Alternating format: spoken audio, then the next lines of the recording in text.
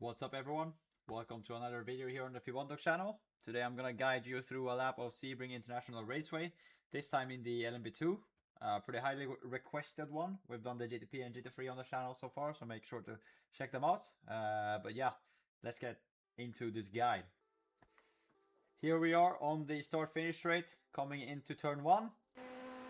Very good opportunity, just like in the GTP, to lift off very early and rely on the downforce, really roll in here in the race to save some fuel. But other than that, on a hot lap, you want to look at the bend in the wall, just like in the GTP.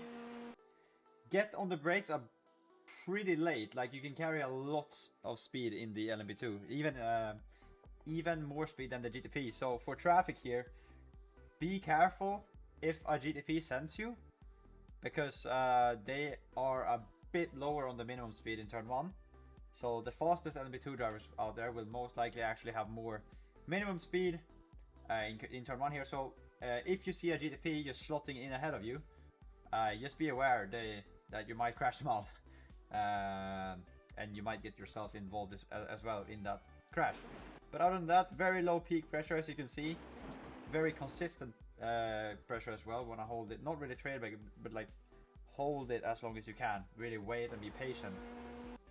And then, you know, it's the LMP2, you can just smash the throttle, no power and no throttle control needed really. So now we're coming into turn 2. Also a pretty solid place to fuel save at if you want to hit a fuel target, but don't lift too early into this one.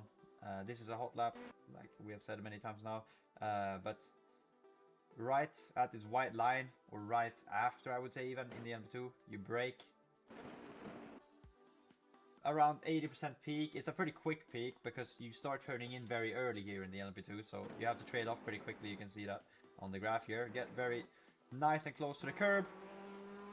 Up on this curb in turn 3. Now this is a bit difficult. The P1 Dog setups takes this curb pretty well if you line it up nicely, but there's a lot of setups out there that will throw you away, or like maybe when you land you lose traction, whatever. So be cautious. I don't recommend everyone doing this, but if you're on the P1 Dog set, you can definitely just ride along this curb. You can see that when it bounces well, I'm just landing, no traction issues or anything. So you want to look here, coming into turn 4 here. Let's go into the cockpit, turn in right after that curb, and try and follow along in this corner as much as you can. Pretty similar brake trace to turn 1. You want to have a very low brake trace and really carry a lot of speed in. Avoid the apex curb at all costs. And this is a question I've been asked a lot this week, if you should take this curb or not, but you shouldn't. The optimal way here is to avoid this curb. You can slightly tap it like this, but if you hit this bump here, you can see the curb being larger before it flattens out, especially in the LMP2. You lose maybe 600s to 700s, or even a tenth if you do it wrong enough. So try and avoid that.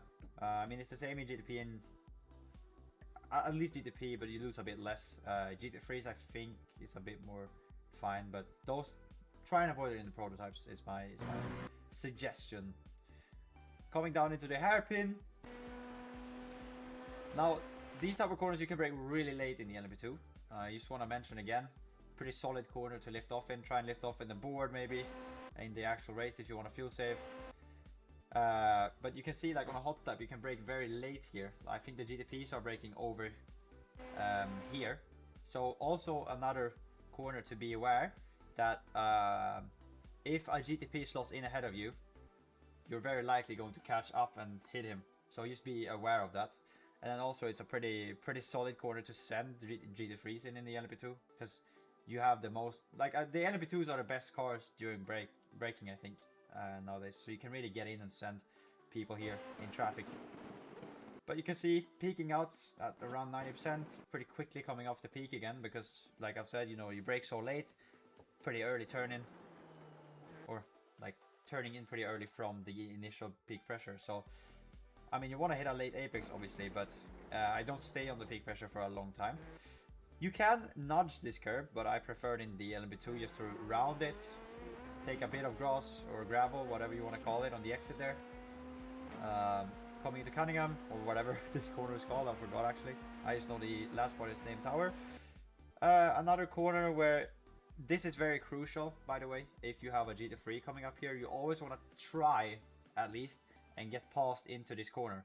If you don't get past into this corner, you're gonna lose time the entire way down into Tower. So always, like, I'm not saying murder a GT3 if they're ahead of you here, or you get nice and close to the white line. Late apex, early throttle. Really use the whole exit in the LMP2 here, because this whole left-hander here is flat anyway. It doesn't matter the angle you approach this curve at. If you're over here to the right, if you're here to the left, in the LMP2 it's just flat. So you want to try and always get a good exit out of this corner. Really wide out up on that curve and keep it flat, you know. That's the best way to gain time there. Coming into Tower. In the LMP2 I wouldn't fuel save much here, because for example in the GTP you come in here with a lot of more momentum, and preserving the front tires matters a lot more into a corner like this with the kink right before. I would always, you know, not full push, but push quite hard in the race into this specific corner. Also because, like, in the LMP2 you can just smack the throttle. Like I get on 100% right here, while maybe the GTPs get on 100% throttle over here. So there's like zero throttle control needed, especially on this setup as well. So yeah, I mean, aim for the exit, get nice and close down here. It's a bank corner obviously, so you want to be very close to the apex. Another corner where if you get sent by a GTP, you could probably hold the outside here. A GTP would be very dumb to send it into this corner, but just be prepared, you're gonna have better corner speed. And then into here.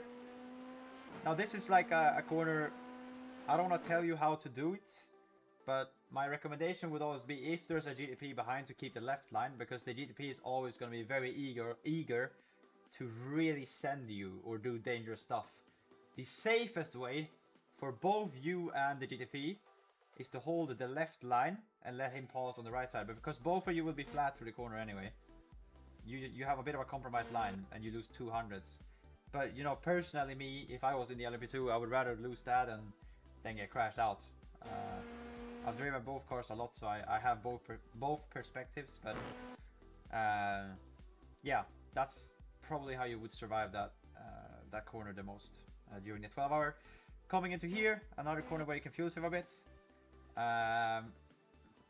Very late braking in the LMP2, as you can see on the 3 cones here. Try and peak out at like 50%, very low peak, and then really carry in the speed. Hold the brakes very long for rotation is very important in this corner. If you release the brakes too early here, I mean, obviously everywhere this happens, but especially in these corners where the tire temps are very important, and also it's a medium speed corner. So like, if you release the brakes too early and don't trail brake, you're very likely to mess up this entire section and lose a lot of time. So always be very patient on the brake here, or hold the brake long and then be patient on the throttle, rather, maybe I would say.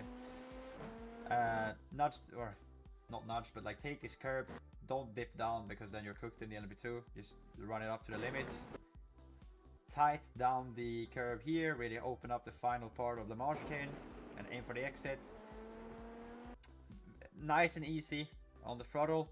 This is probably the first time during the whole lap where you actually have to have some sort of throttle control in the LMP2.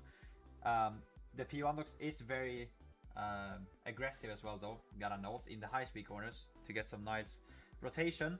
So many of you would probably struggle a bit more on the understeer here, so you might be able to smash it, but you know, very important to try and carry the speed on the exit here and not lose a rear on the P1 Dox. So use the exit, not all of the curb, but like the left wheel. You saw that I was bottoming a bit there, but nothing major. Coming into the last corner of the lap, very late on the brakes here, on the final cone basically. Now obviously you're turning and braking at the same time, so very important that you don't smash the brake here. Very important, because yeah, I mean, you might end up outside the cones or your corner is just destroyed. So try and really build up pressure in this corner. Open up a lot when you're entering it. Also a very good corner to send a GT3 in or fuel save. There, you know, the car has so much more downforce than a GT3 here that you could probably be 4 times behind and get in and really get under without really disturbing the GT3 either, because they go so slowly and wide and really aim for the exit as they rely more on the mechanical grip, while we can take a lot of speed and really use the downforce. So it's very important to always try and get in on the GT3s here.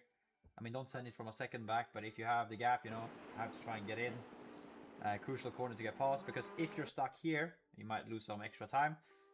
But yeah, as you can see, I'm already here, almost on full throttle, really tied into the wall.